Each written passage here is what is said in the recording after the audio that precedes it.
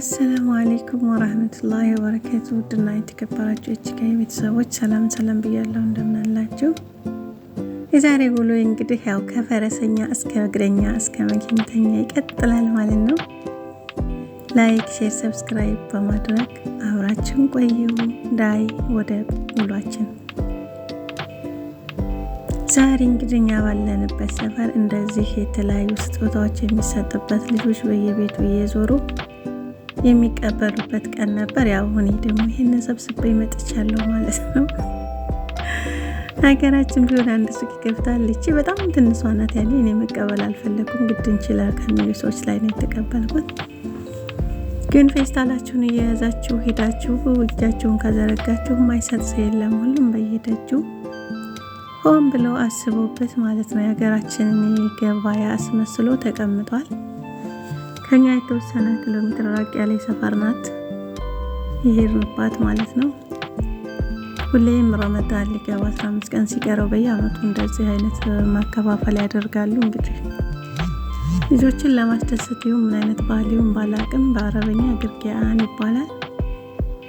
ለምን እኔ ቢድዓ መስሎ ነው የሚታየኝ። ምክንያቱም ረመዳን ሊገባ 15 ቀን ሲቀረው ባህላዋ ተቀበሉት የሚል እኔ እስካሁን አላየሁም። እና አሁን ዳይ ወደ ጉዞ። አሁን ከቤት ወጥተን እንግዲህ በመኪና እየተጓዝን ነው ማለት ነው። መንገዱ ልክ እንደምታዩት በአበባዎች የተዋበ ምርጥና ውብ ገጠራማ ሰፈር ነው። አሁን ይሁን ብዬ እናንተን አስቤ ነው ማለት ነው የቀረጽኩት ይህን መንገድ። እስኪ ለምን ለቤተሰቦቼ አላሳያቸውም? ገጠር የሆነ ሰፈር ሲታይ በጣም ደስ የሚለው ሊኖር ይችላል፣ ልክ እንደኔ ማለት ነው።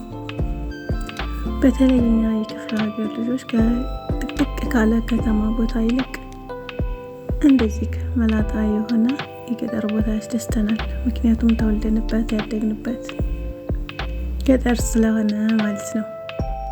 በተለይ እንደ ሀገራችንም ሽምብራና ስንዴው ጤፍና በቆሎ አተር ገብስ ሳይል የሚመረትበት ቢሆን ማሻአላህ ምን ያክል ያምር ነበር። ወላኪን እዚህ ውሃን በመጠቀም የሚያለሙት እነዛ አበባዎች፣ ተምሮች፣ ዘንባባዎች በሁሉም ነገር ያሸበረቀ ነው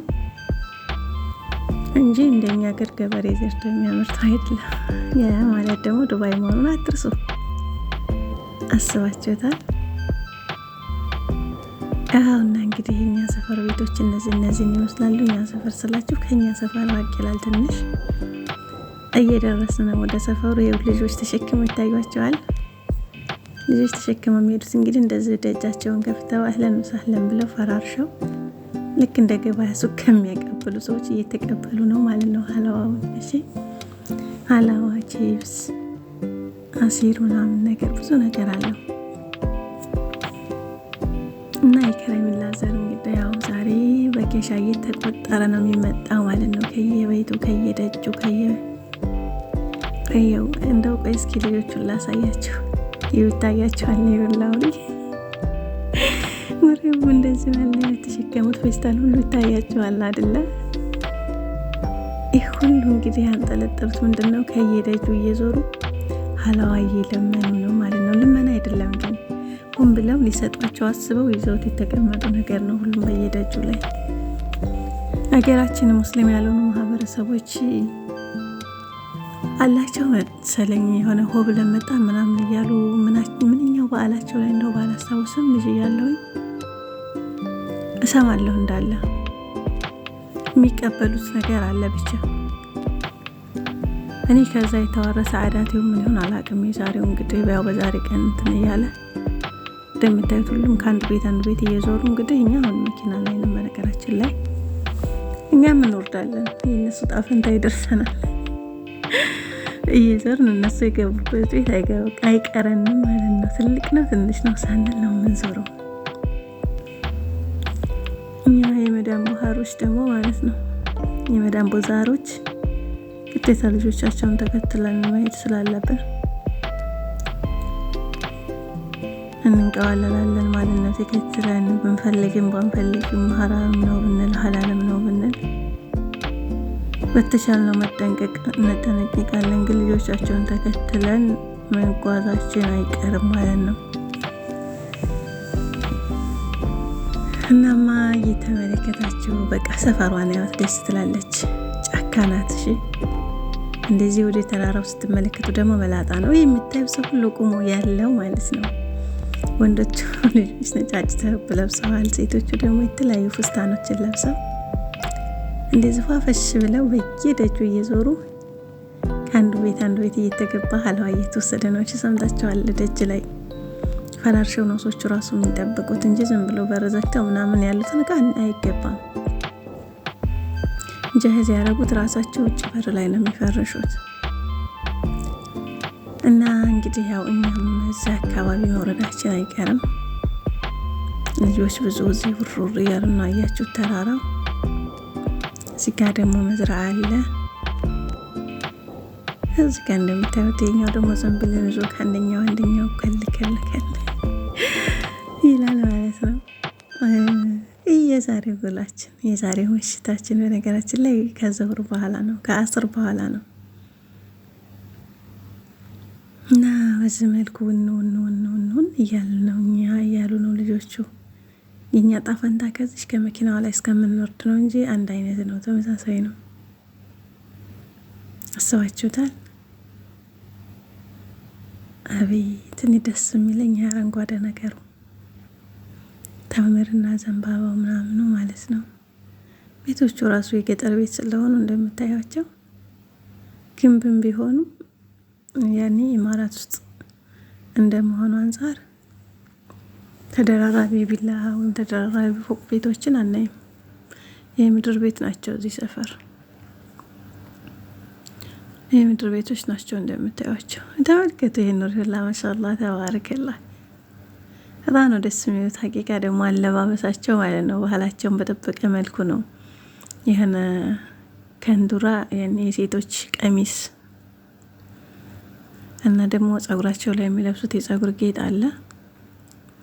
ይሄ ነገር እኛም አካባቢ ወሎ አካባቢ በተለይ ያለ ነበር በፊት ማለት እንደዚህ ሀበሻ ቀሚስም ሆነ ሽንሽን ቀሚስ ነጭም ባይሆን ይለብሱና የሆነ አመት ባል ነገር ሲኖር ጸጉራቸውን ደግሞ ጋሚና ቆልቆሎ ይሰሩ ነበር፣ እንሰራ ነበር። እኔ እንኳን አልደረስኩበትም፣ ያው ነበሩና ያስኩት።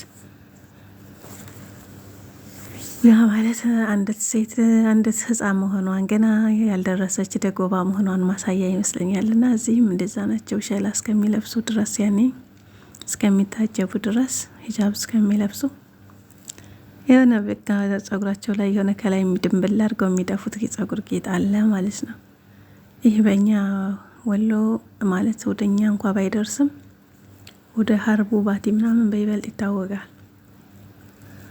ጸጉር ላይ የሚለበሱ ጌጦችና የጸጉር አሰራሮች ለልጆችና ላገቡ ላላገቡ ለደረሱ ምናምን ለአቅመ አዳም ምናምን ነው አቅም ምናምን የሚባለው ነገር ላልደረሱትና በዛ ሁኔታ ነው ዛሬ እየዞርን ያለነው። እዚህ ጋር በእግር እየዞር ነው። እኛም ዕጣ ፈንታ ደርሶናል። ፈረሰኛውን በፈረስ እየዞረ ነው። ማሻአላህ ተባረከላህ። ፈረስ ስታዩ ምን ትዝ ይላቸዋል? እዚህ ጋር ደግሞ እንግዲህ ሀላዋችንን ሰበሰብ ተቀብለን መተናል። እሺ ይሄ አሲር ነው እንግዲህ ለእኔ ከተሰጠኝ ውስጥ ነው። አራራ ያዥ ግድል ለሚያዥ ተብሎ የሚሰጥ ስጦታል አይደለ?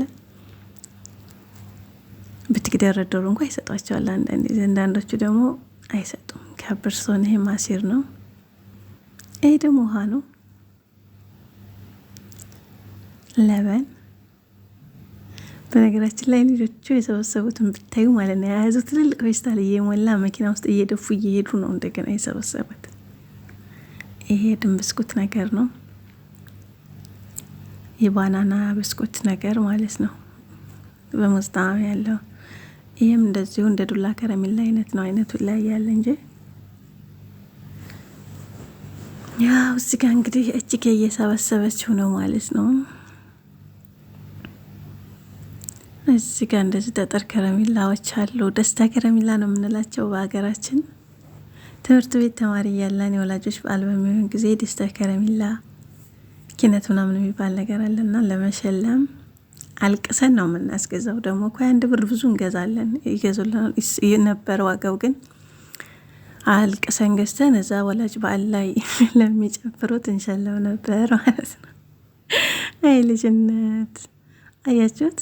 አሁን እንግዲህ እኔ ቢ ተብዬ የተሰጠኝ ነው። አስባችሁታል? ይህን ሁሉ እንዴት ነው የምበላው? አሟችኋል እንዴ? ይህ ችብስ ነው። ያው እንግዲህ እንደምታዩት በዚህ መልኩ ሀላዋ ስሰበስቡ ያለሁኝ።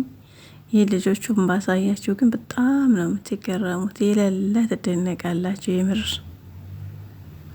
ይህ ደግሞ ፉል ነው። ፉል ሱዳኒ ምናምን የሚባለው አይነት ሀገራችን ለውዝ የሚባለው ማለት ነው። ሀገራችን ሱቆች ላይ የሚሰቀሉት በብዛት እነዚህ ናቸው አይደለ? ያ ማስቲካ ነው። እነዚህ የምታዩዋቸው ሁሉ እንግዲህ ዛሬ የተሰበሰቡ ስጦታዎች ናቸው። እነዚህ እዚህ ሀገር ራሱ እኮ ኑሮ ርካሽ አይደለም በነገራችን ላይ። ለምን ሀላዋን ለመግዛት እነዚህን አሁን ለመግዛት ሱቅ ብትሄዱ ቢያንስ 40 ብር 50 ብር ታጠፉባቸዋላችሁ። እነዚህን የፊት ለፊት ያሉት ማለት ነው በቀላሉ። ዛሬ ደግሞ ልጆቹ እየቆጠሩት ይሄ ኪሲ ባላ ይታያቸዋል ታውቃላችሁ? የጥቁሩ ኪሲ ባላ ትልልቁ የኛ ማሻአላህ 5 ልጆች ናቸው። ከውጭ አንድ ልጅ አብረውን ሄዷል። 6 ነን ከኛ ቤት አብረን ወጥተን ይሄድ ነው። እኔ 7ኛ ነኝ ማለት ነው። እና የሁላቸውም በዛ በትልልቁ ኪስ በኋላ ሞልቷል። እናማ የውሎ የምን ይመስል ነበረ። ስለተከታተላችሁኝ አመሰግናለሁ። ባይ ባይ።